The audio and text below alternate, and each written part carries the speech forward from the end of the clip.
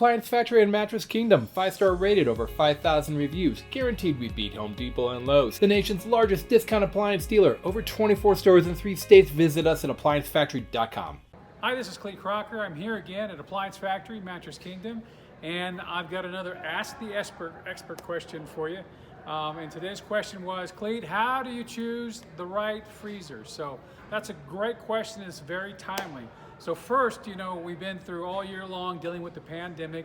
A lot of people needed to get freezers to enable them to hold extra food. And a lot of them needed to be able to store medicine in their freezers, or the refrigerators, and they had to push stuff into the freezers. I mean, it was a big reason why people needed freezers all year long. Last year was the same thing.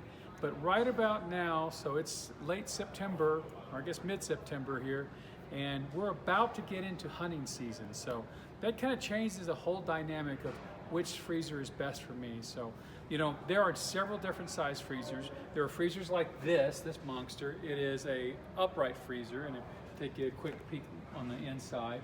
And then there's smaller freezers of this same thing to get down to, about this size.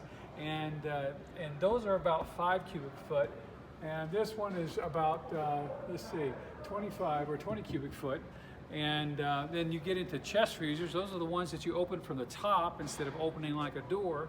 And same thing, they start around 3, 4, 5 cubic foot, and they get all the way to 20 cubic foot. So typically the people that are involved in hunting, or you have big families, you're gonna get one of these big monsters. And I'd say, for regular family, my wife and I, we're a 2-member family. We have a family member living with us, 3.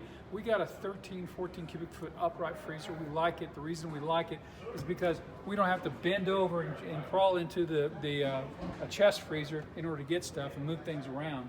It's very easy for us to be able to get things right off the shelf. So you want to think about that.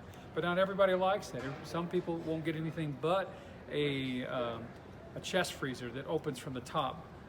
So how do you know you're getting a good one, whether it's upright or a chest freezer? Well, freezers come in 2 different styles, and the 2 styles are manual defrost and automatic defrost. So do you want to defrost your refrigerator or your freezer? No, probably not. People don't like to defrost them, but people don't need to defrost them that often, so it's not as big of a deal as you would think. But the answer to the question is, which one should I get? So the answer to that is, how long are you going to keep what's in the freezer in the freezer? So if you think about these hunters, they're going to have a lot of meat, and it's going to be stored for a long time. And so it actually might be better for a hunter to go to a manual defrost, because with the manual defrost, they get to choose when it's going to defrost instead of the machine doing it for you.